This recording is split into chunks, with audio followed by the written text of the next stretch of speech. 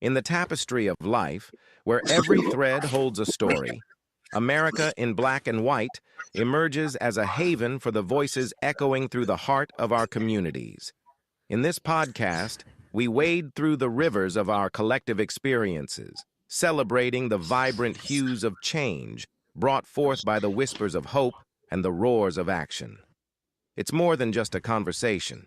It's a journey into the heart of our society, illuminated by the light of those daring to dream and do. Join us, and let your voice be the melody that guides us toward a dawn where every color finds its place in the masterpiece of our shared destiny. Together, let's paint a future brimming with the positives that dwell in our minds and the actions that shape our world. Good evening, and welcome home. If you found your way to this program tonight, whether you tuned in from your living room, your car, your phone, or a screen somewhere in the background of your busy life, I want you to know this hour belongs to you. This is your time. This is our time. You're watching America in Black and White, the show that refuses to let the most extraordinary stories in this country go untold. Because we know the truth that the headlines so often miss, that the most powerful transformations happening in America right now are not in the boardrooms, not in breaking news tickers, and not on the floors of Congress.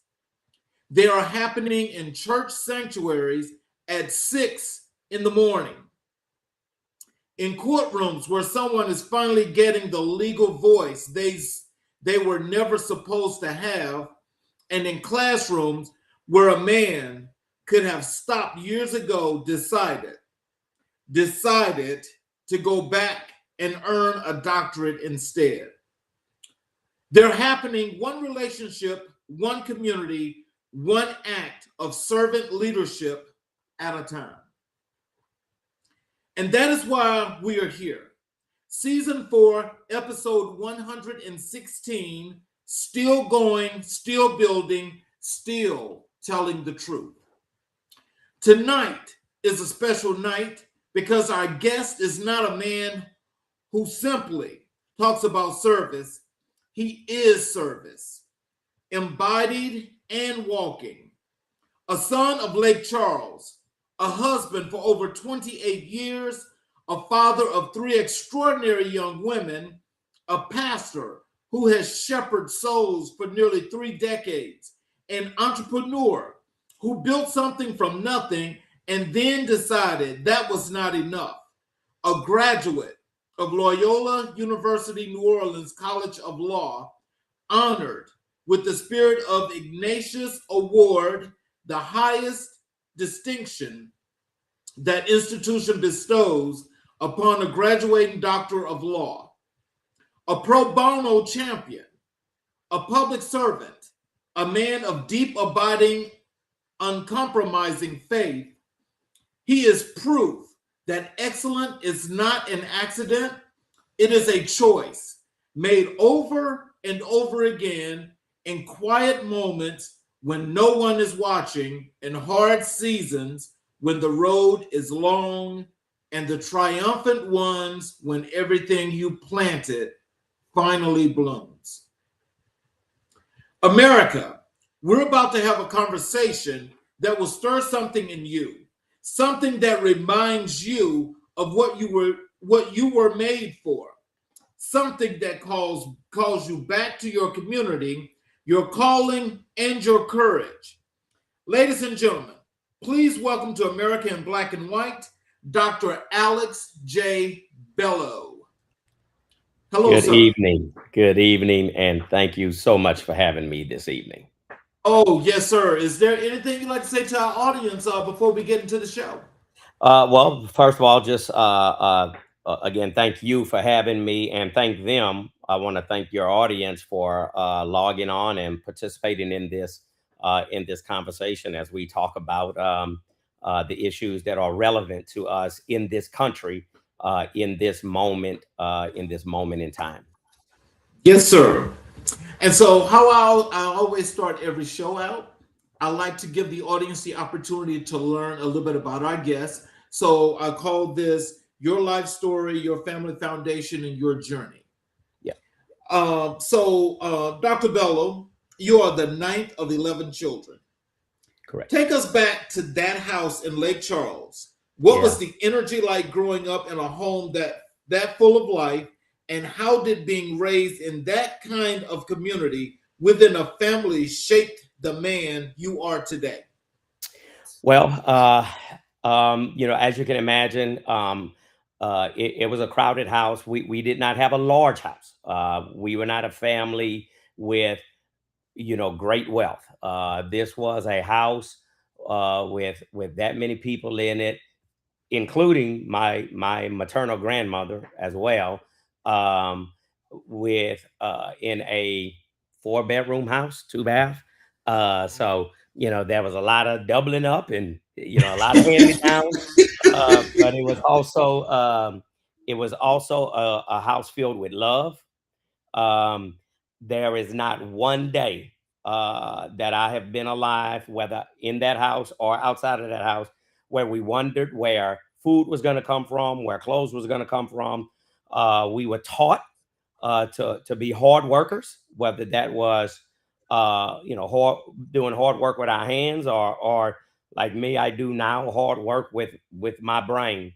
We were a family that was raised on faith.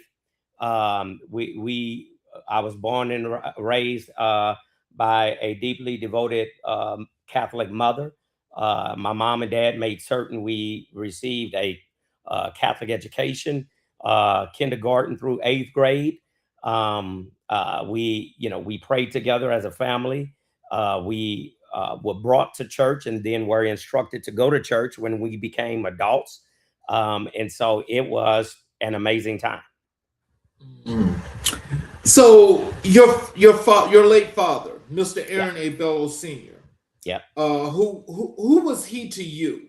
When you think of him today, what is the image, the memory, the lesson that comes to the forefront of your heart?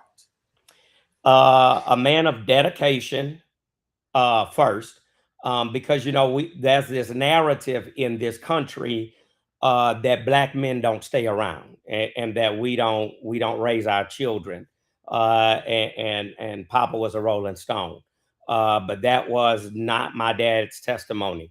My dad stayed and raised. I say 10 of us because the firstborn that makes 11, I am told he passed away basically at birth. So he stayed and raised his children. He along with my mother, he embodied a work ethic that was unquestioned. I recall Daddy would wake up at 3 in the morning to get to his day job, which was at a concrete plant. And he would come home roughly around 6 in the evening, because after he got off at the plant, he did carpentry work on the side. But he did not use that busy schedule to just be, absent. When he was home on the weekends or in the evenings, he made certain we had what we need. He told Mama to, bring them children shopping, go get what they need, and that kind of thing. And so that's what I remember about my dad, a hardworking man who stayed around. I never wondered what my daddy was. I want to thank each and every person that's participating and watching the show tonight, all of our great people that watch all the time. I appreciate you, and I want to thank each and every individual for those that are asking and are saying, in the comments when you're speaking hello. I want to thank you for being here. Please enjoy the show, and if you got any questions, please make sure that you put your questions in the text. I'm saying in the chat. Here is someone is saying here in the chat here, they're saying greetings to you, Mr. Alex. Greetings to you as well. Thank you. So with you growing up as the ninth of those 11 children, Yeah. there are children before you and children after you.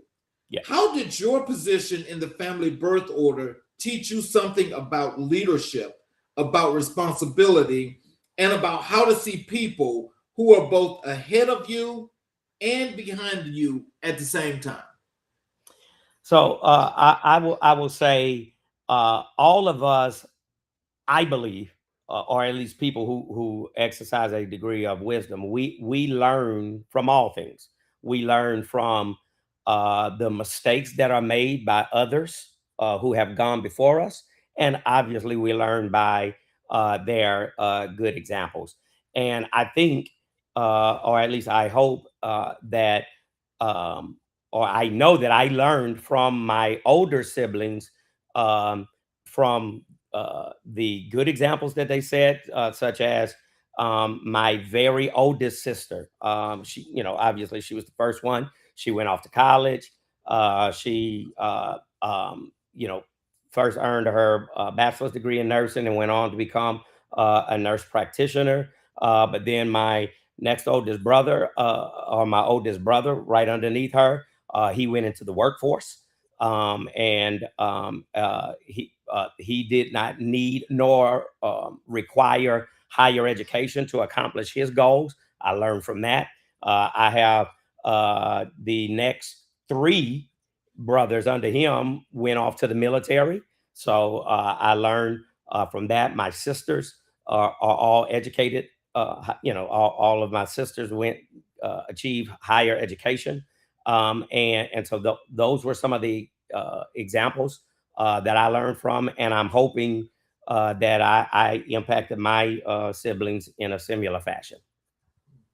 What's so interesting is I love your family dynamic because I remember when I'm the oldest of three. And so I remember how lonely that was when I could look at my cousins when they like at that time it was like maybe I think it was 5 or 6 of them, and I'm like, well, man, I mean, I want a brother and a sister, and so as you're growing it through all of this, and you learn, the ups and downs, and the sibling rivalry and so forth.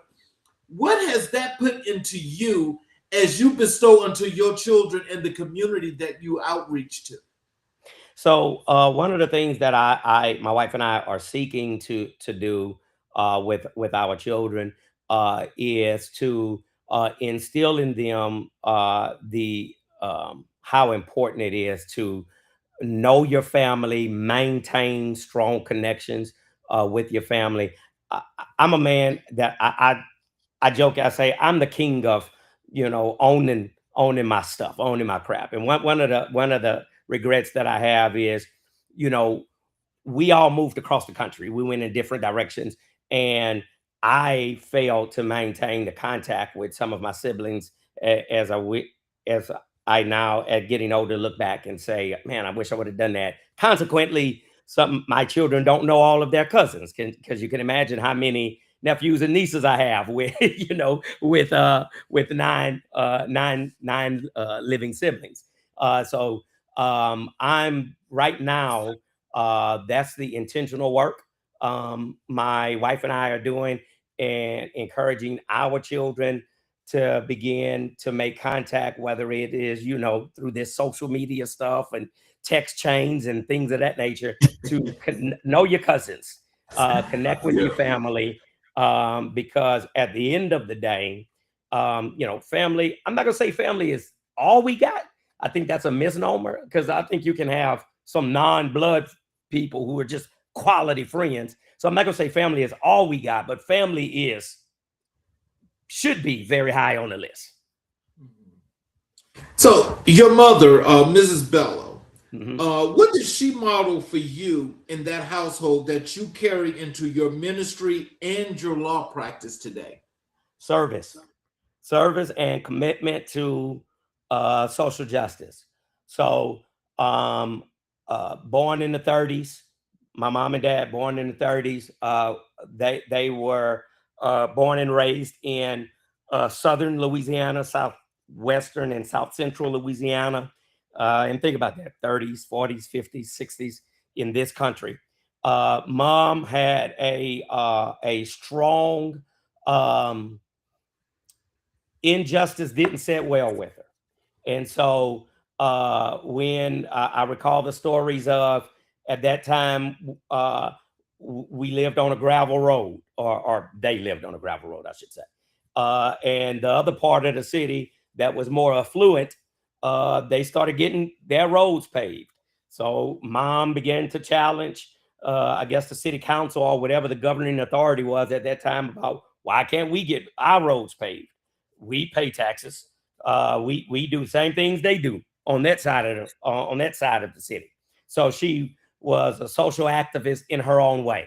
But above all of that, mom was just dedicated to serving and taking care of our home and making certain that her children were always taken care of, from our physical needs, food, clothes, things of that nature, to our spiritual needs, making certain we got that Catholic grounding and education wise, making certain we got to mass. She was the one that led what we called rosary, where we would say the rosary at least one time a week as a family.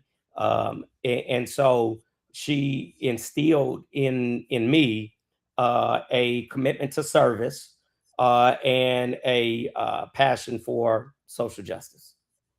Wow. So that's just with that being innate in you, or that being self-taught or taught via your mother. Is there have there ever been some times as you work through your ministry, where this is part of lessons that you like to teach the flock, or do you ever get the opportunity to talk about this kind of togetherness and what this means to do service? Oh, absolutely. My philosophy regarding effective preaching and teaching is via experience. So I like to lean into my lived experiences and bring that into my teaching, and my preaching. As a matter of fact, we talked about this, or I guess I talked about this in my sermon on yesterday about how, uh, our parents made certain that we went to church, and that there was no such thing as, you know, you too tired to go to church, but you got enough strength to go hang out at the party or at the movies or something like that. And so we talked about those types of things, and I attempt to bring in the lessons I've learned from my parents and my upbringing in my home into my ministry, preaching and teaching, because I believe um, that's where I am my most effective. You built a successful business career before returning to school. Talk to us about that season. What was happening in your inner life that told you a successful career was not the whole story, and what finally moved you to go back? So I'm gonna say, I guess there was always something within me that I had this innate ability to um, uh, identify possible or to come up with ideas that I thought could turn into a successful business. And so that was sort of part of, I guess, my DNA.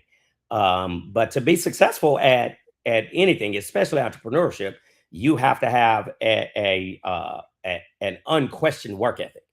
An entrepreneur will not be successful. I don't believe you're going to be successful if you're just kind of lazy or laissez-faire. So my dad and my mom and dad instilling this hard work ethic within me and us, I believe led to my business success. Um, and so you're correct. I was fortunate to build businesses. I started in 2005 an insurance agency from what's called scratch, meaning I didn't buy an agency. I started one from nothing and grew that into a multi-million-dollar book of business. But somewhere around 2014, I became disenchanted with just making money, and I'm not against making money at all. But making a lot of money, and for me, I didn't feel like I was really serving the community the way I wanted to be serving the community. I felt the Lord was leading me to sell that business, step away from it, immerse myself fully into the work of ministry, or as fully as possible, while I go back to school and better myself educationally. So for me, and I haven't taken a vow of poverty or anything. It, money is just not high on my list of things that are important to me. I want to live a good life. I want my children and my wife to live in a comfortable home. I want us to have reliable cars and things of that nature. And so I'm not trying to suggest that money is a problem for me. Money is just not high on the list. And so I made the decisions that I made. So you graduated summa cum laude from the University of New Orleans and with honors from Delgado. When you walked across that stage as a non-traditional student, as a pastor, a husband, a father, and a businessman, what did that moment mean to you beyond the degree itself?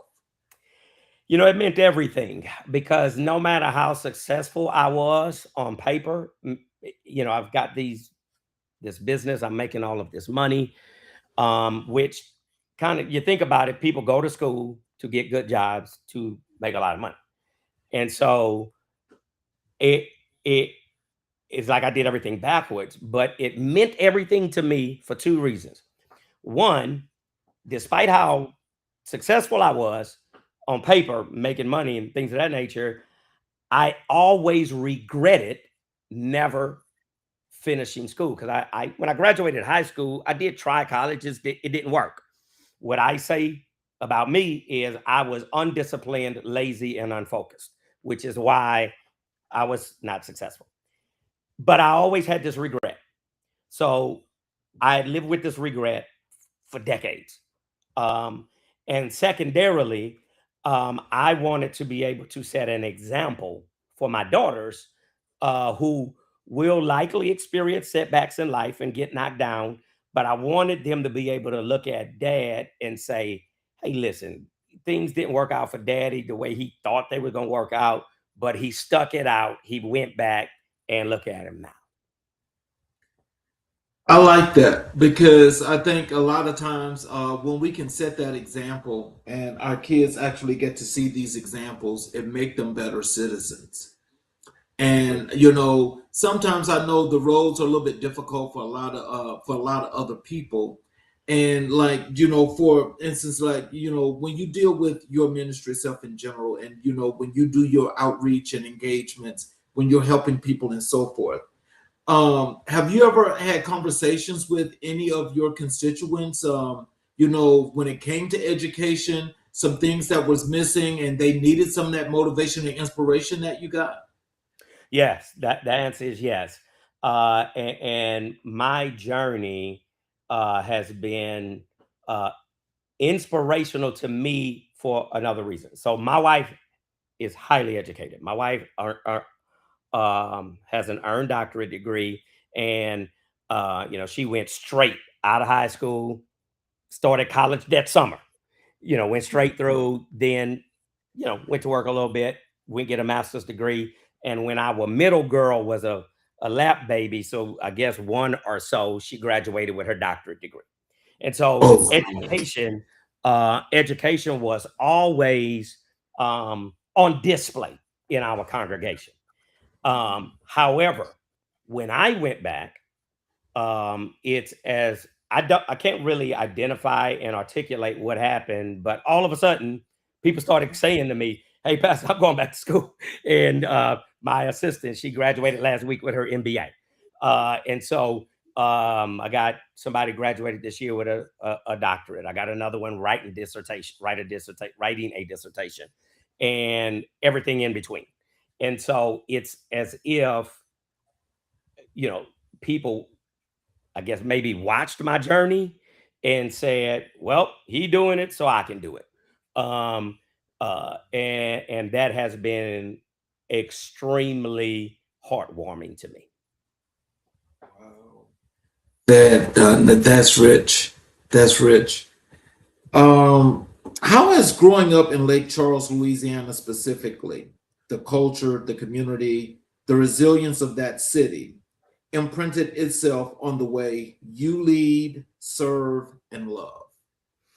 So Lake Charles at the time when I was growing up was a very, very small city. Since I've left, you know, here in Louisiana, gambling became legalized, so it has big casinos and things of that nature. So it's grown a lot. But at that time, when I was being raised there, we were a very small city. We did not have, at least to my knowledge, you know, much violent crime. You know, that was poverty, certain. That's without a doubt.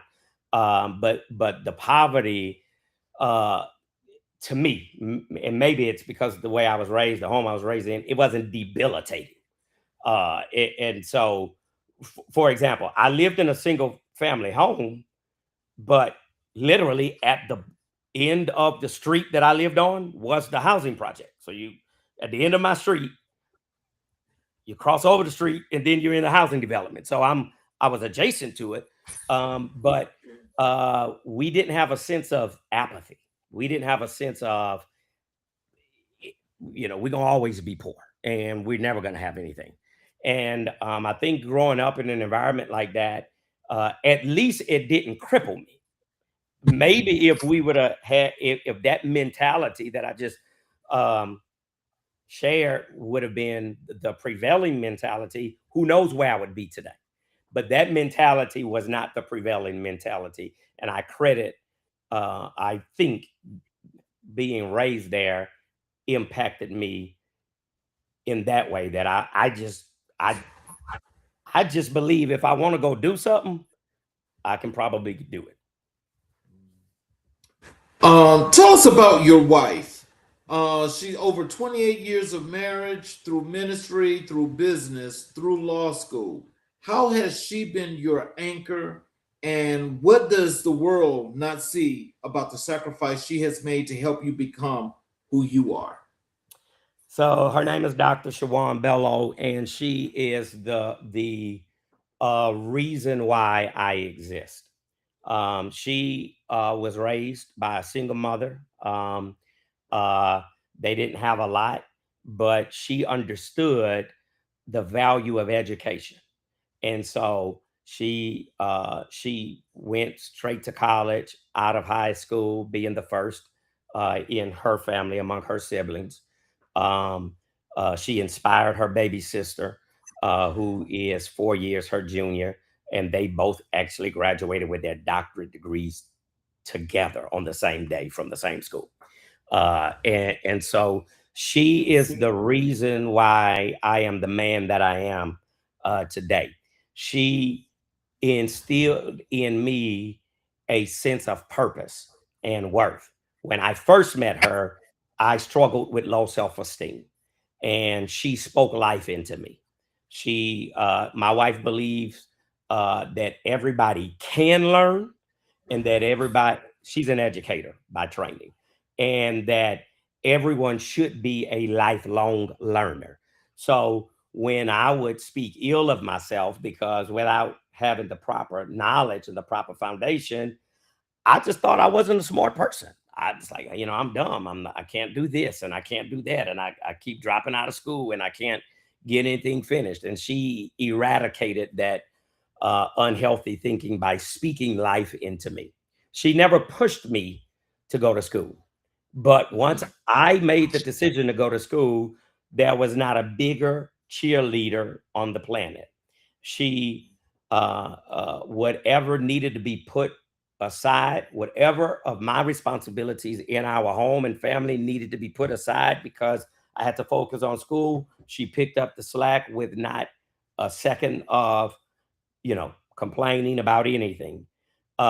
She reminds me daily that who I am in Christ, and what my abilities are when I submit myself um, to spiritual authority and walk in obedience. And so I would say, um, of course, my mom and dad played a major role into shaping who I would become, but I don't think I would be where I am today had Shawan Bellow not come into my life. I have a question for you here in the comments from Solomon. I'm going to put it on the screen for you. Sure. He says, as an attorney, a pastor, a father, and a husband, what are the things you should have done at your youthful age to better yourself and give back to the Black community better? I think I used to think going to school the traditional route would have been better, but I've now changed my mind. I believe everybody has seasons to do what they need to be doing. So that's off the table.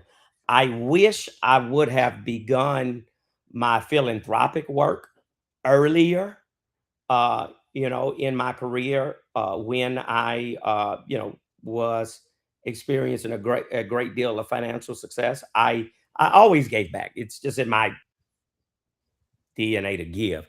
I wish I would have given more. I wish I would have established scholarships for deserving young Black people who have demonstrated a desire and a work ethic to accomplish certain goals, but didn't have the financial means. So I think one of the things I could have done better is begun my philanthropic work earlier. You are a father of 3 daughters, Jasmine, Alexandra, and Julianne Alexis. And Jasani Miracle. yes, and Jasani Miracle. When they watch you show up in the community as a pastor, as an attorney, as a servant, what do you hope they are receiving, and what specific lessons do you most want them to carry into their own lives? It's pretty simple. Be a good person. Be a good person and help as many people as you can. To this day, I don't believe all of these titles that I have. I that if I'm a bad person, they're meaningless. And so I want my girls to be good people, to serve the community in their way. Nobody, I've never asked my daughters to duplicate what I do, but serve. All of us are called to serve on some degree, on some level. Be a good person. The scripture's pretty clear. It says Jesus went around doing good. I don't think you need any kind of degree to dissect that. Just do good. Be a good person. That's what my hope is. So let's change gears and let's talk a little bit about your faith and pastoral leadership. Yeah. You've been a senior pastor for over 28 years. Before we talk about what you've built, let's talk about the beginning. What was the call like? How did God first make it clear to you that the pastoral ministry was your assignment? How did he make that clear? I'll never forget it. I moved out of Lake Charles to, at that time, what I thought was New Orleans, the big city. Because when you're in a little city like Lake Charles, New Orleans is a big city. New Orleans is really not a big city, but to my 18-year-old mind, I moved to the big city, and I got involved in the big city party life, and I quickly walked away from the values that I was raised with. And I remember one day calling my mama after having, sort of in my mind met or hit rock bottom. I wasn't living the way I was raised to live. I just wasn't being a good person. I was actually being, in my mind, a very bad person. And I called my mama and I said, Mama, life, I don't even recognize myself. And I don't know what to do. And mama said one thing. She said, well, baby, go to church. And having been born and raised as Catholic, I didn't have a vehicle, so I went to the little Catholic church that was around my house or my apartment where I live. And I went to mass, and mass there at that particular um, church. It wasn't. I grew up in sort of a primarily black Catholic church, and we had the gospel choir and all that. So it was a great black experience. The church I went to here, it just was sort of monotone and dry. And so I came home from mass. I called Mama. I said, "Mama, you told me to go to church." I went to church, and it didn't do anything for me. And she said, "Well, baby, go to any church." And so I went to a full gospel Baptist church at that time. And again, I don't have a car, so I had to get somewhere where I could easily get to it. And it was life changing. It was charismatic. The preacher was outstanding. The music was amazing. I felt while I'm in this huge auditorium with literally like thousands of people. It felt like the preacher had been like in my house and knowing everything that I was going through, and had listened to these conversations I just had with my mama. And I was drawn in from that day. And I became a faithful member, and I couldn't get enough. If the church was open, I was there. I couldn't get enough of it.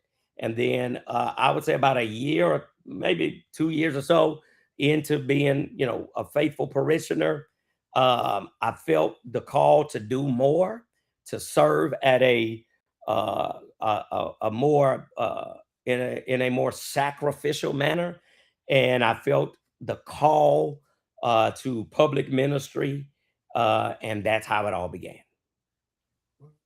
So in 2002, you and Dr. Bellow founded Hosanna Fellowship Church of Gretna. Correct. Take us inside that decision. What were you stepping into? What were you stepping away from? And what did faith look like when the building was still just a vision? In 1996, we got married. In 1998, while we were celebrating our 2-year anniversary, I received a call from a local congregation that had asked me to come and be their pastor. And so I accepted that assignment, and I began senior pastoral ministry. However, I had taken over a ministry that was already established, and that had already had its culture established. Well, I was a young preacher. I was only about 25 years old. Therefore, I had a youthful following.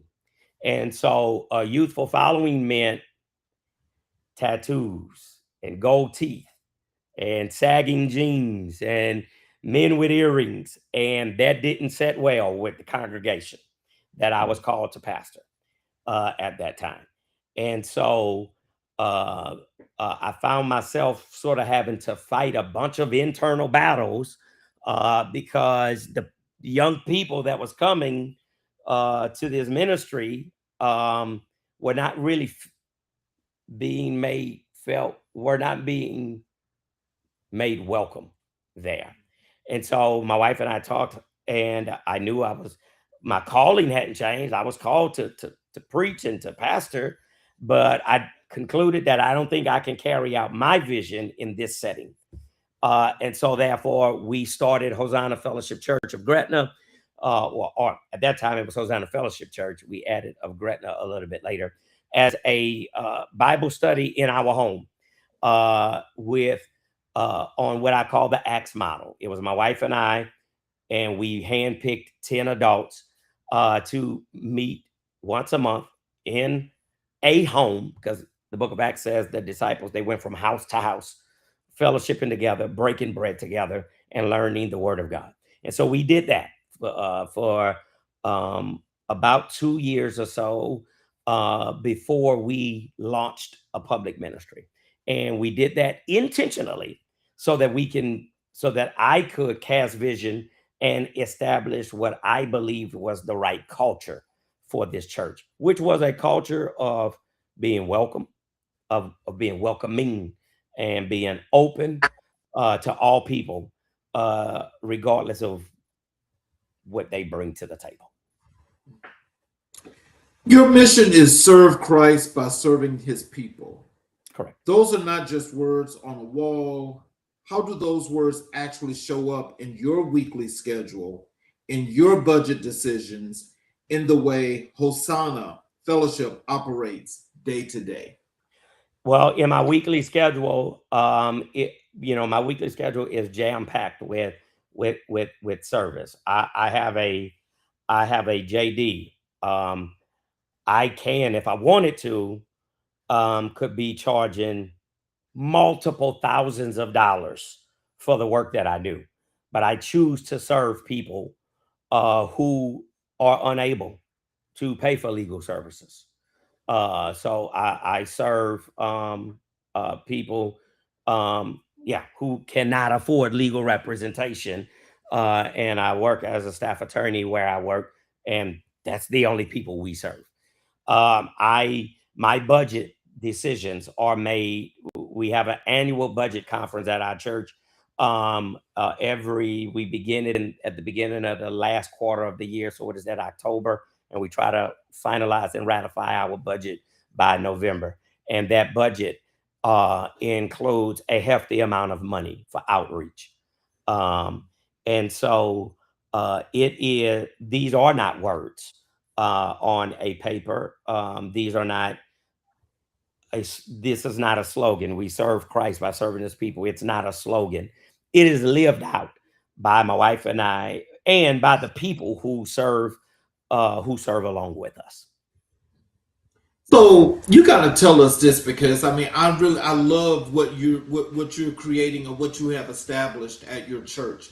Tell us, why is their outreach and the community engagement, why is that so important to you?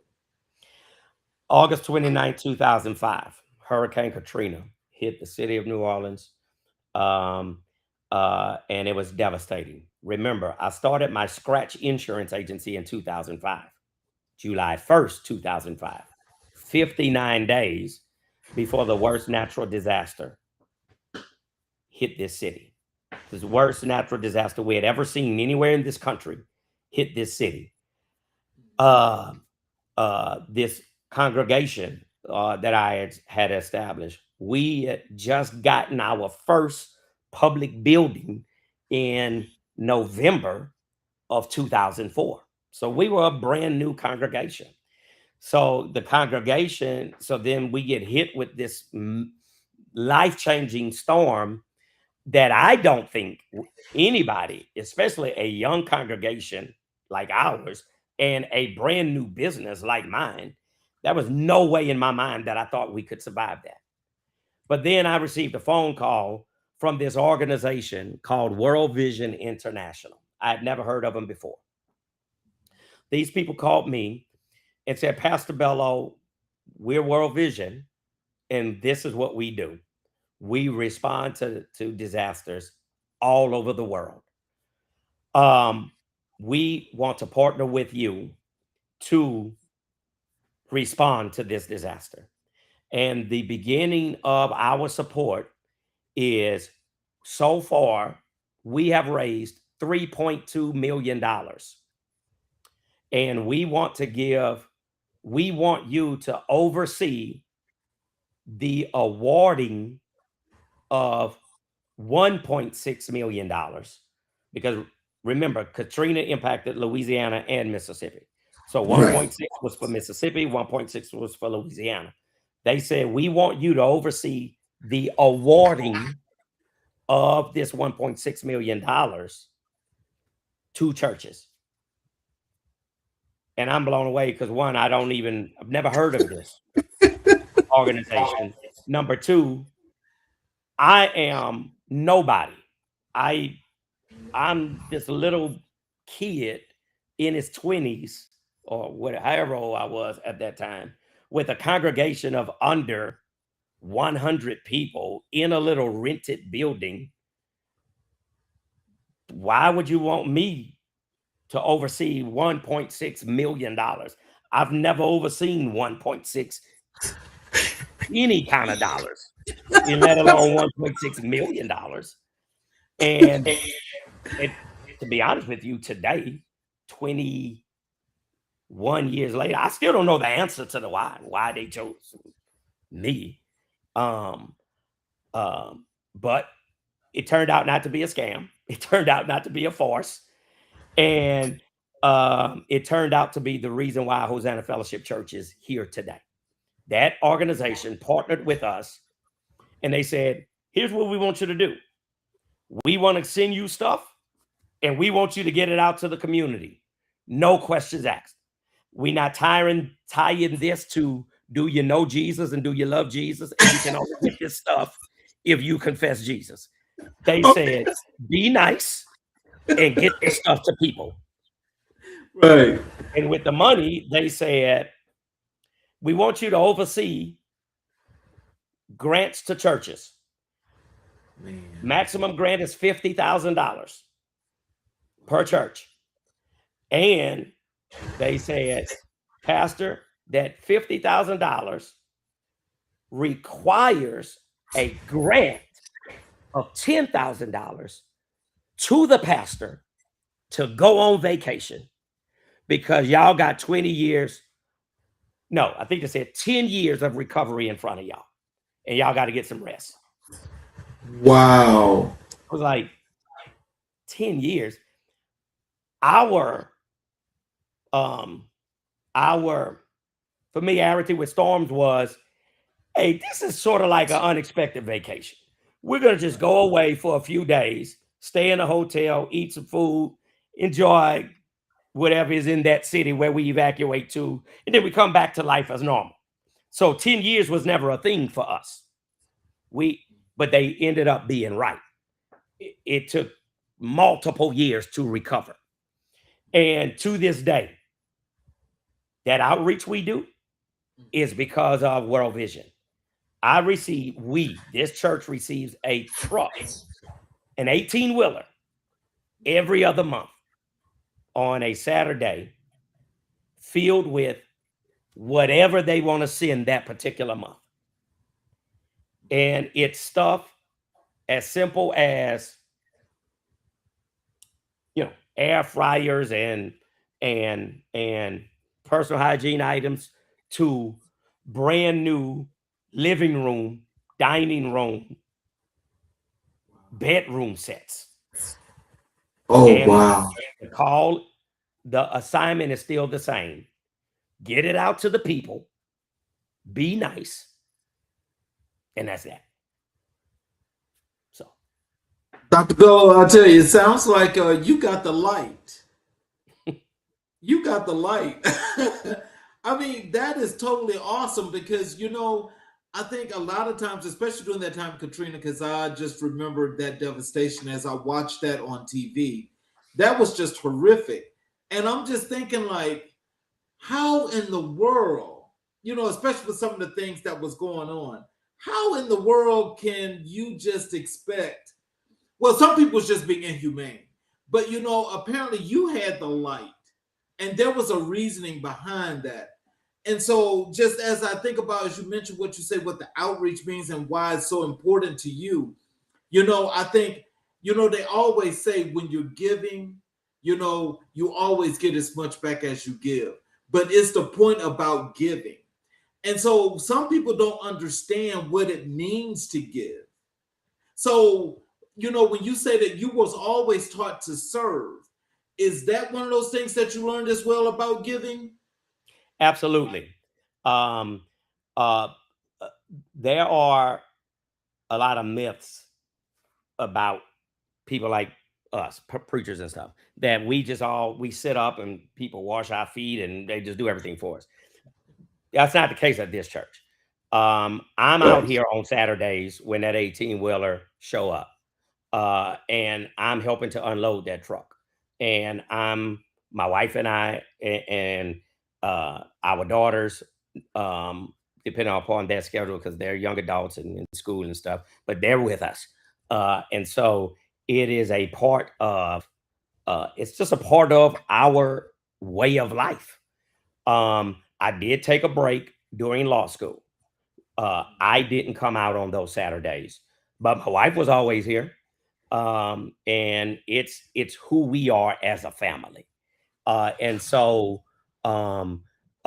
serving shows up in whichever ways you are blessed to serve. In our way, we get these big old 18 wheelers every other month.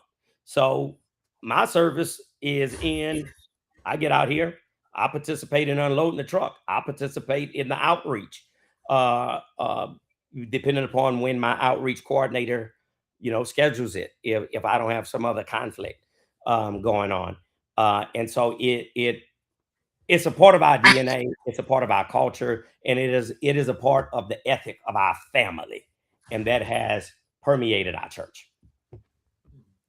When people in Gretna and Jefferson Parish think of Hosanna Fellowship Church, what do they come to you for beyond Sunday morning? And what are the specific, tangible ways your congregation has reached into the community this year? So, so when they think about, so our work first, our outreach work with World Vision first started off as just disaster response. So whenever there's a disaster, we became known as, if anybody gonna know how to get supplies, at least call Hosanna. They might not have them, but they'll be able to tell you where to go, possibly. So we became known as the disaster outreach church. Now our outreach is not just for disasters. It is, again, it's every other month we get these trucks, and we are meeting needs, dependent upon what's on the truck. So if there's some feminine, hygiene products, we then, part of our outreach includes the women's, domestic violence shelter. And then we provide them with stuff. If there's some baby stuff, then we sending it to organizations that's dealing with, maybe mothers who don't have everything that they need to provide for their children. We do a lot with nursing facilities. One of the number one requested items in nursing facilities, I'm sure this holds true around the country, is socks. And so one of our partnerships with World Vision has a partnership with Bombas. So they send us Oh, wow. cases of socks. And so we serve, the nursing facilities. I'm a part of a fraternity that is big on community service. So each year, our church provides 1,911 pairs of socks for the year 1911, which is the year my fraternity was founded. And then we get that out into the community. And so it just depends on what we have at the time. That shapes what our outreach looks like. Give us a story, a real specific story of someone whose life was changed because Hosanna Fellowship was there. You don't have to use their name, but help us feel the weight of what community-centered ministry actually produces. Wow. This is 2026. So in November, that's going to be 24 years of doing this work through Hosanna. And we have been fortunate to hear a lot of stories of how our church has really helped people. But I think if I had to pick one, I would pick a story about a mother who, I think it was a fire. I know it was some sort of disaster. For some reason, I'm thinking it's a fire. It's a fire that happened in the home. Thankfully, nobody was physically harmed, but they lost everything. And Hosanna was there not only with whatever supplies we had through World Vision, but then we made the call to the congregation and said, hey, listen, this family has lost everything, and these are the sizes. The boys this size, girls this size, women this size, and what you might have in your closet that is not worn out, that's just very in still good shape. Let's get it here, and let's help let's help these people. And I can recall the mother coming to church and being unable to speak and overcome with probably some grief, because how do you lose everything and how do you respond to that? But then also some I guess some joy it mixed in with the grief, and I think a degree of peace, knowing that the road ahead is is going to be very, very difficult. But there's a community of people who don't know me, and that I don't know, that I wasn't a part of this church before this thing happened. I was just calling churches to see who could help. And to hear that mother talk about how this church stepped up to help pull her family out of, I guess, would have been a horrible time when you lose everything and you don't have no insurance company to call and say, hey, come write me a big check so I can buy stuff back. Those kind of things are heartwarming to me. Let's move over to talk a little bit about law, social justice, and your pro bono work. You were already a successful entrepreneur and a 28-year pastor when you decided to go to law school. Walk us into that decision room. What was the moment, the realization, the conviction, and the conviction that told you that law was the next frontier you had to conquer? 2020, COVID-19 had invaded this country and shut everything down. Consequently, everybody was home. Everybody was in their homes. And because I had been living a busy life, before then, I couldn't tell you the last time I had watched TV. I was busy, and so I didn't have time to watch TV. So I was, and I regret to say this because a pastor should never be this disconnected. I was oblivious to what was going on in this country as it relates to the social unrest. But now that I'm home, and like everybody else, I'm watching TV. I'm doing nothing but watching TV, eating, and gaining a bunch of weight. And so, I'm watching the TV, and I'm seeing the reporting about George Floyd. And then I saw Derek Chauvin kneeling on that man's neck with his hands in his pocket. Yep. As though this is a normal way of doing things. I'm just taking my regular Sunday stroll is his body language to me. And I hear that man calling for his dead mama. And I cannot believe that I'm like, this is happening. And I had to tell myself that I had to, I don't know if I actually pinched myself, or I just kind of had to make certain this was real, that I wasn't dreaming. And then I read about Ahmaud Arbery. And then I read about this one. And then I read about that one. And then I read about this. And I'm blown away. And I cannot believe this is happening. And then I became violently angry. I didn't act out violently, but I was angry to the point that I could not convince myself that if somebody crossed me the wrong way at the wrong moment, that I would not respond violently. That's how angry I was. So now I'm thinking, what do I do here? I'm vehemently angry.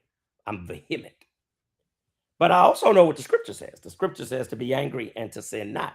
I'm also a student of Dr. King, and I know that Dr. King says, "Hey, look, we gonna attack this beast through nonviolence."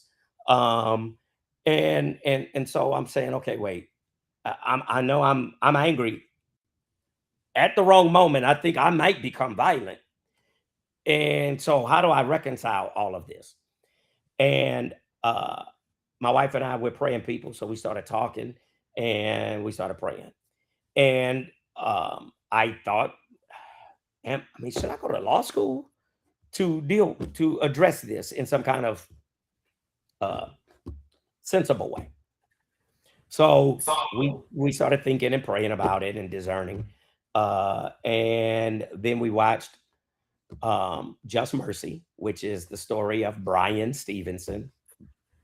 The movie is adapted from the book Just Mercy. Brian Stevenson was a young Harvard-trained lawyer who graduated from Harvard and moved straight down to, I believe, Selma. I know it's Alabama. I don't know I think it's Selma or Mobile, wherever. And he's Selma. Equal Justice Initiative. And so I'm watching his work. And I remember the scene where he lost, and so the young man was executed. And I remember the weight Brian and his associates carried, from that experience. And we were watching that movie in our bedroom, and maybe pride and ego or whatever, I leaned over to the wall so that my naively thinking my wife wouldn't hear and see, and I began to cry. And she rolled over and she kissed me on my cheek and she said, "You got to go to law school." And that was the final decision. That night, the decision was made to go to law school. I studied for the LSAT over that summer of 2020 while taking 12 credit hours in the summer and being a full-time pastor. I applied at that time in 2020. The admission cycles opened on September 1st for the following law school year. I submitted all of my applications to all 4 law schools in Louisiana, and I was accepted I got my acceptance to 2 of them, Loyola and LSU, on our wedding anniversary, January 13th, 2021. And then I got my 3rd acceptance to Southern, I forget what date. And then I got waitlisted at Tulane. And then I eventually got accepted into Tulane. But once Loyola accepted me and offered what I thought, was a significant scholarship, my decision was made to go to Loyola. Your degree from Loyola University New Orleans College of Law came with a certificate of social justice. What does social justice mean to you, not as an academic concept, but as a lived, daily, community-embedded practice? Simple. Being a voice for the people who want you to be a voice for them. I no longer say a voice for the voiceless, because no one is voiceless. Everybody has a voice if they want to exercise it. What I do is I'm a voice for the people who say, "I want you to speak for me." They still have a voice. They've chosen or given me the honor and the privilege to speak for them. And that's what social justice is. Social justice is what Micah 6:8 says. Do justice, love mercy, and walk humbly with God. And that is what social justice is. And it can manifest in all kind of ways. It manifests with me in my practice as a youth defender.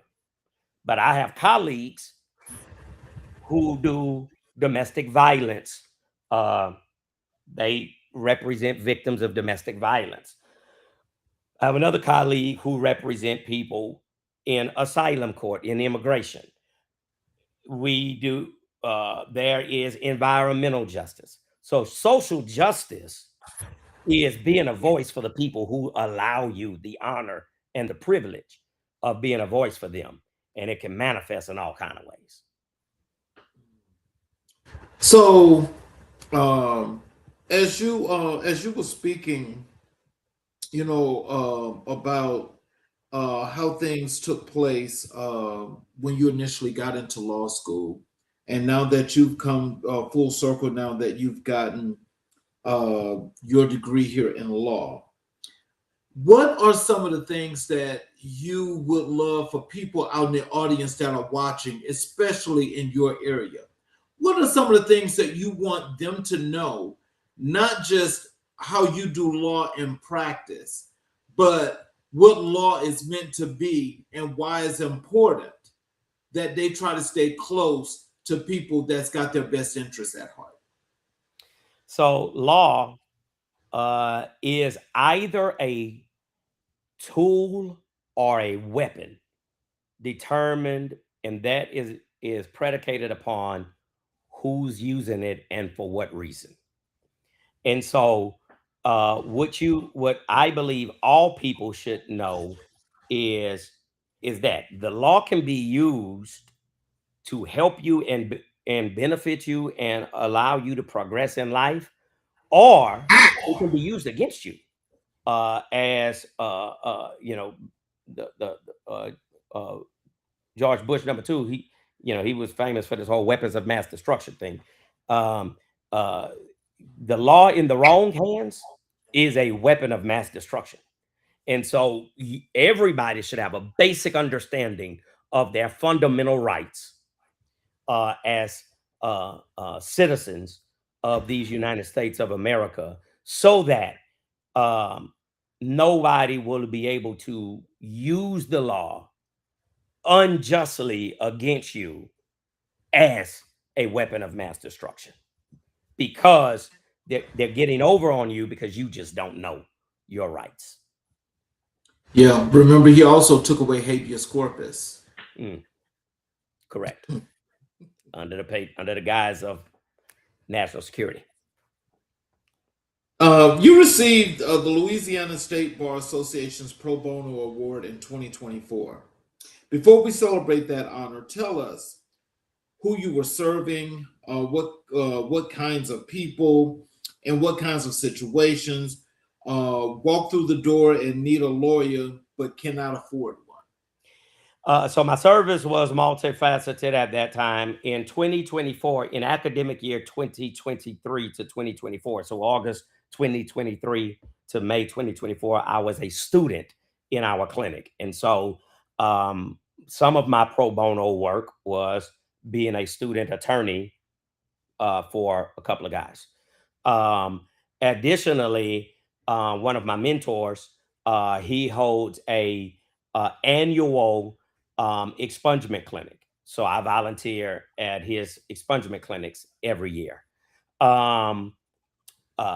In 2024, no, so last year was my first year doing what we call lawyers in libraries, where lawyers go post up at libraries and provide free legal advice for a few hours. But so that wasn't in 2024. And so primarily my pro bono work would have been my work in the clinic as a student practitioner, my volunteer work for expungement clinics, and there were other volunteer things. So whenever we have disasters and stuff, certain laws get enacted, and so I would volunteer to provide assistance with disaster, some consultation on you know, what's available to you. What does the law make available to you, considering that this area have been declared deemed a disaster area. So that type of work that I do. So, without telling us any names or so forth, can you tell us about a pro bono case, one that has stuck with you for the longest? Yeah. Ironically, I just wrapped up with this particular client today. Um, I began representing this client last year. Um, they were a young person, so a minor, but were charged with very significant offenses that allowed them to be charged as an adult. And you know, we took them to trial, and we secured, I think, a pretty notable victory based upon the case and everything that was admitted, you know, into the trial. But the state was unable to meet its burden of proving my client did what they said my client did, and so they were convicted of what's called the lesser included, so not as charged, but a lesser, less significant crime. So which was a victory, and then um we had the sentencing about 2 months later, just under 2 months, and my client was sentenced to, actually, at the sentencing they were given an illegal sentence. They were given a sentence of more than what the law allows, and so the judge exceeded the maximum for a kid who had been convicted for the first time. And so that kid has lived within my mind and my heart since then. And um, despite serving a sentence of nearly a half a century, which is what um, he was sentenced to, the state is still prosecuting a bunch of little small, minor, youthful infractions that they allege he had done in the past. And so I had trial.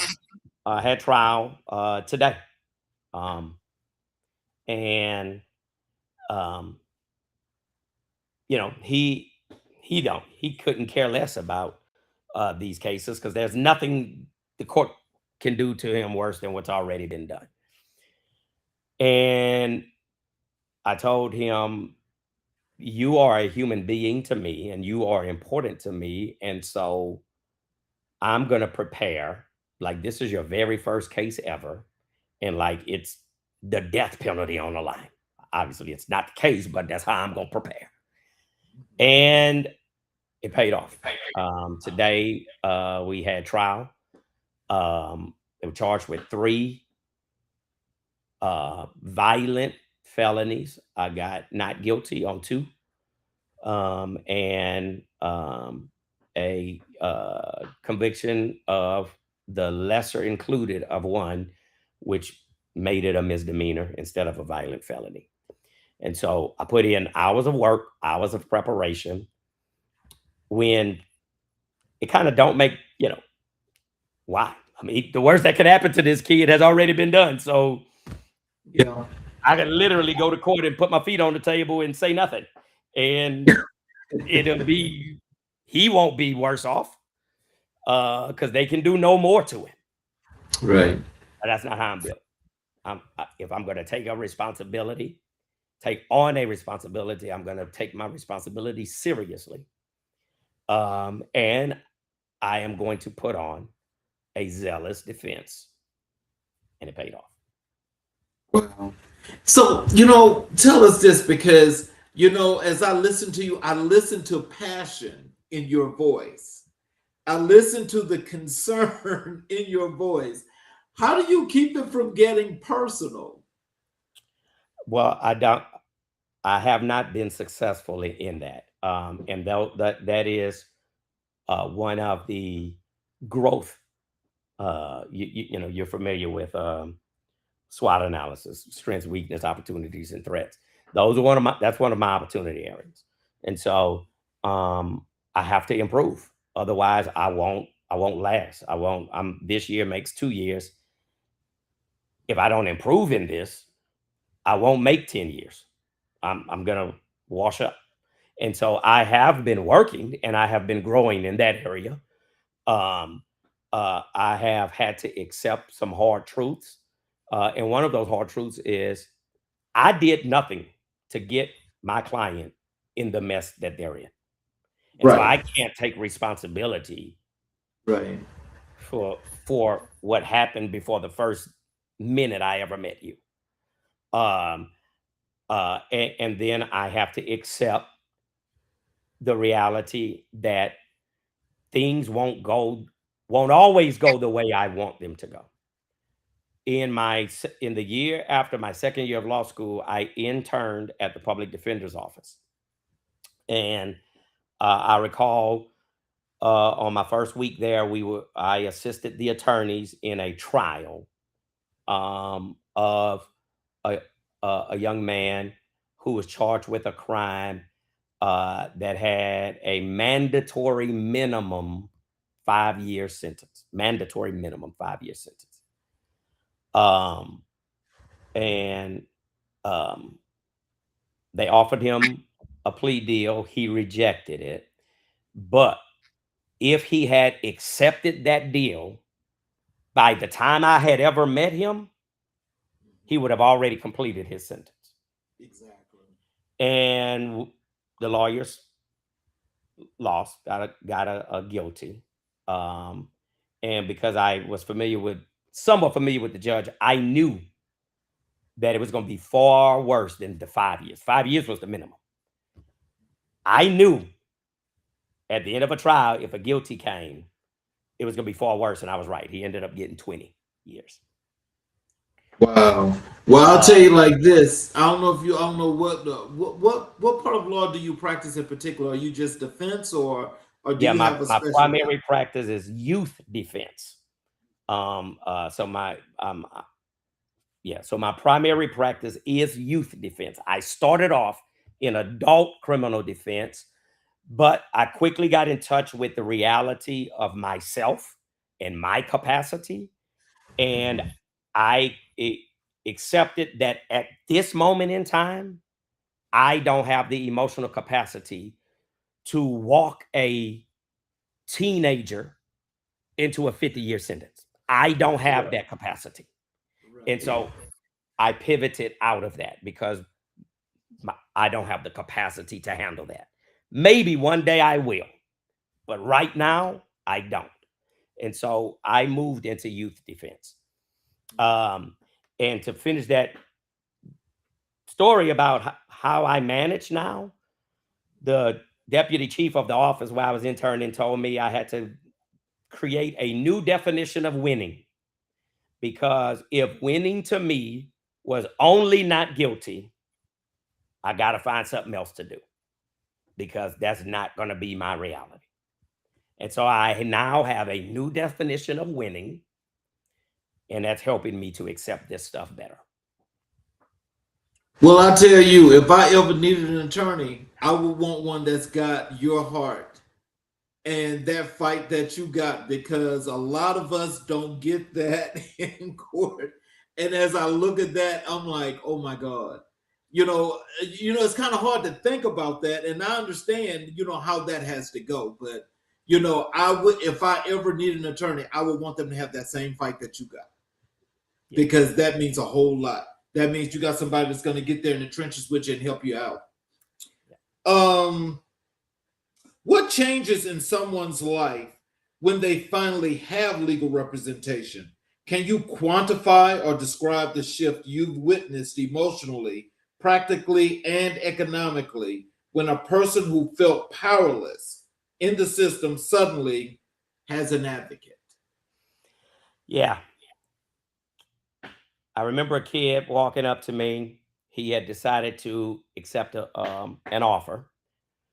And I wasn't his attorney. His attorney was out on bereavement. His attorney's parent, I think it was the father, passed away. So he was out. He was ready to come in and begin his sentence, which was going to be a minimum, because some charges have mandatory minimums. So it was a minimum 5-year sentence. He walked up to me. He said, "I'm ready to go." It's like, "Who are you? What are you talking about?" He was like, "Yep, my lawyer such and such. We got this deal. I talked to my family last night. I kissed my babies. I told them goodbye. I'm ready to go." And I started talking to him. I was like, "Hey man, look, that's not what I do. I don't just walk people into prison. I got to understand what's going on here." So the court recessed for lunch. I said, "Okay, look, we're gonna go to lunch. You got to talk to me." Through the course of lunch, he started recognizing me because, one, I'm a pastor. Um, he said, "You such and such uncle." So he named one of my nephews. It's like, "Yeah, yeah, we grew up together. You're my friend. And your wife is such and such. She was my first grade teacher. And you pastor this church." Like, "Yeah, man." And so we talking, and so I accepted that he was ready to go. So I said, "Okay, well, look, what do we? Okay, you're gonna do these years. What's gonna be different? How are you gonna not go back ever again?" He said, "Well, I already got a job lined up in Colorado. I got a truck driving job. I'm gonna go do this bid. That's what they call it. I'm gonna go do this bid, get this over with, and I'm not coming back to New Orleans." It's like, "All right, cool." So one Saturday morning, I'm in my driveway doing something, and the garbage truck comes to pick up my garbage. The person gets off the back of the truck, the one who they call them the hoppers, I believe. They get the garbage can, and he's standing there and he's saying, "No, no, no." I was like, "What's up, man? What's going on?" Then he pulled, you wear a mask when, I guess all that debris he pulled his mask down, and it was him. Oh my God. And I said, "No." And he came up to me and I hugged him and I said, "Man, it is so good to see you. What's going on?" And he's like, "Man, I'm out." I don't know if people know this, but working on a garbage truck is a well-paying job. It's like it's a significant job pay-wise. It's not glamorous, obviously, but he's got a good job making, I think, significant money. He's able to take care of his family. And if he continues in this path, he probably don't have to go back to the streets. And I think a lawyer who would have done nothing but taken his paperwork and walked him into court and say, "Judge, go ahead and send him to prison to 5 years," I don't think I would have got that response. I think so. What I sensed from him is he was grateful to see me, and he was grateful for the 2-3 hours I spent with him that day to talk about life and what will life look like post prison, and how do we not go back to prison, and how do we make some better choices. And that was a great day. Wow. What are the specific legal barriers that Black communities in Louisiana and across the South face most acutely? And how are those barriers both symptoms and causes of deeper systemic inequities? Lack of representation, lack of diverse representation. And the reason why there is a lack of diverse representation is because law schools and the bars of each state has created hurdles from people for people who uh, are from underrepresented communities. It's hard to get into law school. It's hard to be able to afford law school, and it is hard to afford the bar. It's hard to study for the bar, and it's hard to take the bar. So the bar is what it is: a bar, a hurdle, a way to keep people out. And the high cost of a legal education is also a barrier or a bar. And when there is a dearth of diverse people in the profession with the call or the passion or the drive to do this work that I do, it creates a domino effect down the line. When you said domino effect, can you give us an example of what? Yeah, so because there's a lack of people who can afford to go to law school to go get a job that is not a lot of money. We don't make a lot of money in what we do. So you spend a lot of money to go to law school to go get a job that is inherently low paying. And so that prevents people from going into this work. And so therefore, there is a lack of people who have the representation, because there's not enough people who wants to go into this work, and there's not enough people who wants to go into this work because it costs a whole bunch of money to go to law school to get into this work. So you sit at the intersection of faith and law every day.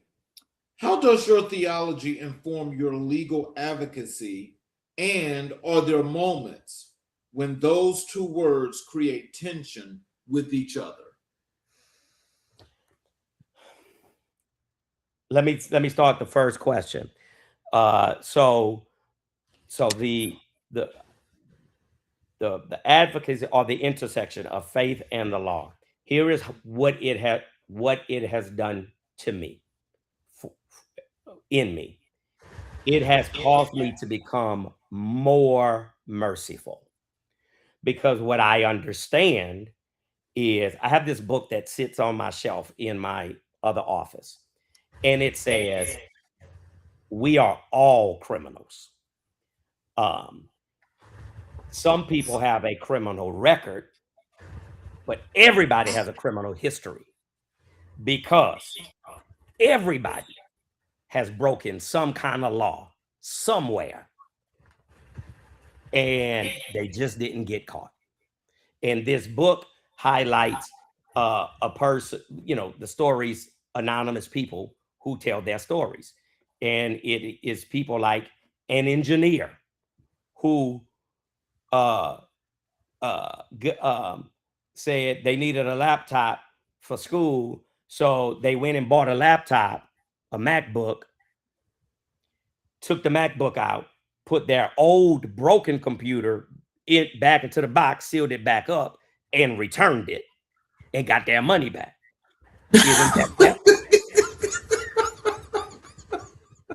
Oh my God. Well, I'm telling you why I'm laughing is because I hear people doing that kind of stuff all the time. I don't know what makes somebody do that, but they do that. Well, their story is, I needed a laptop. I didn't have no money to get a laptop, so I needed to do what I needed to do. They're an engineer today. Are they an engineer that committed theft? 100%. They've never been prosecuted for it. So they have a criminal history, but not a criminal record. Right. So the people I represent are people like me and you. They got caught. In my younger days, I think at a minimum, I was a functioning alcoholic. I drove drunk 100 times, I assume. I never got caught. I got a call this weekend for somebody who is facing 10 to 30 years in prison because they done got caught multiple times driving while intoxicated. And so I'm now more merciful. I now understand, but for the grace of God, there go I. You're not I'm not better than you because I don't have a criminal record. You are a human being that made a bad decision or some bad decisions on certain occasions, and now you have to pay a price for it. But you're just, at the end of the day, a human being. Well, I want to make sure that I'm being, careful with your time, and not to go so far over. But I want to ask you this one last question, and I also hope that we can have you back to finish a part two. Because this is a really great conversation. But I want to ask you this last question. Have you read the book, The Color of Law? And if so, what did you think about it? I have not read the entire book. That book was assigned to me in one of my, I think, sociology classes that was dealing with gentrification. So I have not read the entire book, but I read a subsection of the book. And I think so it opened up my eyes to how pervasive gentrification is, because our city, New Orleans, it's just a gentrified city post Katrina. And it talked about wherever you see bike lanes in Black neighborhoods, it's gentrified. And Come on, it's Atlanta. gentrified because, and so therefore, once gentrification happens, poor people are getting priced out. Exactly. They're not going to be able to continue living there, because even if they own the house, they're not going to be able to afford the taxes because the property value has shot up, or they're not going to be able to afford the insurance because the property value has shot up. And so that opened my eyes to how pervasive gentrification can be, and it has informed how I think I want to approach when my wife and I begin to purchase, because we want to purchase some properties and do some things for our, to generate an additional stream of income. And I want to be very thoughtful and deliberate on how I go about that process, so that I am not contributing to the gentrification of a neighborhood and pricing out the people who made that neighborhood what it is. I think that should be a required reading for all people that are Black and brown, because that book tells you everything you want to see in black and white, in color, is why it's called The Color of Law. Correct. And it's got to be mandatory, and it's one of those things that I think if people really read that and understood exactly what it's talking about, I think then they could get they could feel a little bit better in trying to get a grasp and an understanding as to laws and why they are where they are and what they do. Because it's the functionality of laws that people don't get a grasp of. You may read this and understand this, but you don't know how this works, Correct. But that book does help. So in closing, what are some words of wisdom and encouragement you'd like to leave for our audience? Tell them how to connect with you via social media. Tell them about your website, about your law firm, all of those good things. So first of all, words of wisdom that I would leave is believe in yourself. I live by that philosophy that there is no such thing as a useless human being. If you are alive, you have a purpose for being here, and so figure that purpose out and go get it. Build into your life resilience, because the danger of telling a person's story is generally the highlights are told, the degrees and the awards and the accolades, and we generally don't tell the lows and the nights crying and the times wondering, did I do something stupid to end up, and how can I do this? So build a spirit of resilience within yourself. To connect with me, My law firm, website is alexbellowlaw.com. Our church's website is H as in Harold, F like Frank, C like Cat, Gretna.org, hfcgretna.org. I am most active on LinkedIn. I'm not very active. I have Facebook and Instagram, and that's just Alex J. Bellow or Alex Bellow, one of the two. Is no weird names. And that's how you connect with me. Thank you for having me here today, Brother King, and thank your audience for listening into this conversation. I'm going to close here with a monologue, but after I close the show, I'd like to speak with you a couple of minutes afterwards if you do Absolutely. have that. I'll be right here. For those of you that have spent this time with us, I hope you've enjoyed the show. I hope you guys have learned quite a bit of lessons of what, when we talk about community building, what that's really like. For those of you that are watching, especially on our YouTube channels, if you have not yet subscribed and enabled all notifications, I ask if you will please support us by subscribing and connecting to all those channels, enabling all notifications. So as we go live, you'll get the notification, you get the show live, but you're also able to go back and watch all of our previous recorded shows and learn the lessons about what it takes to be a part of your community and to help your community as best as possible.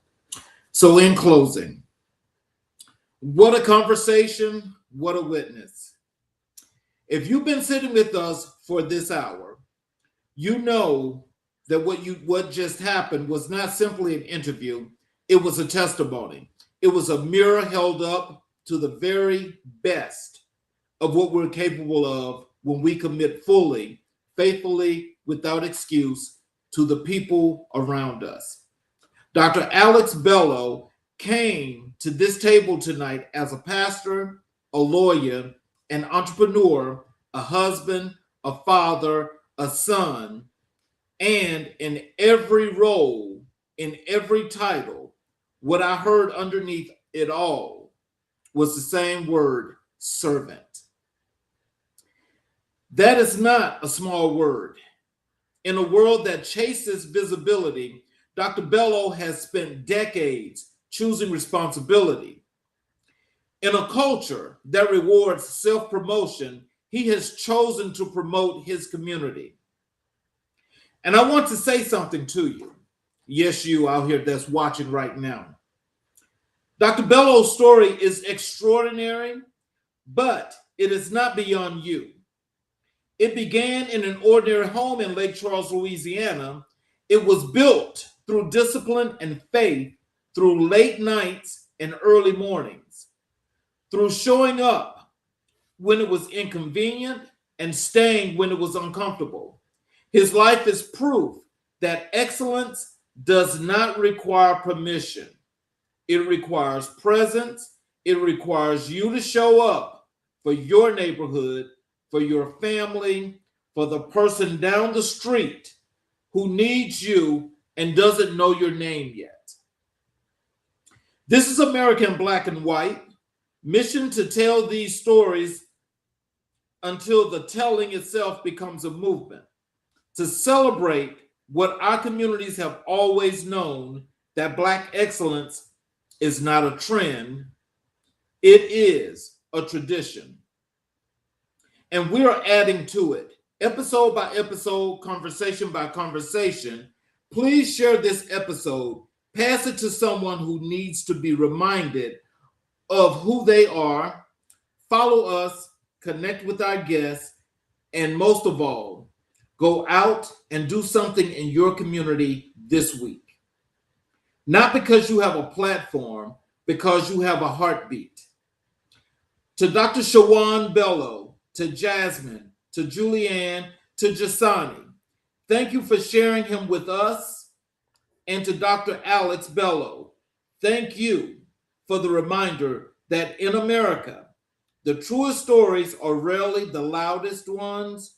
They are the ones written in service, in sacrifice, in love, in every shade of black and white. Good night, America. See you tomorrow, where we will have a new guest. That would be Dr. What's his name? Dr. Shaquille Spearman will be here tomorrow night for another